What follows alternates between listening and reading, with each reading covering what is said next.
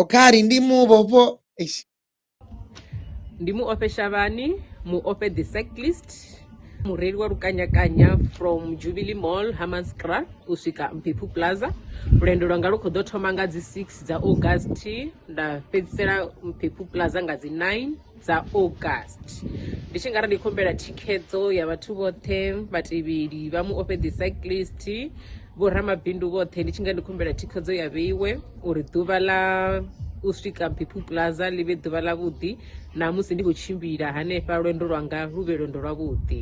ndi tshi khou ri ari mutikedze ri ite mutingati, ndi tshi khou ri nda ari mutise nga tshifhinga tshine ra nga muthusa ngatsho tshine ra vha natsho.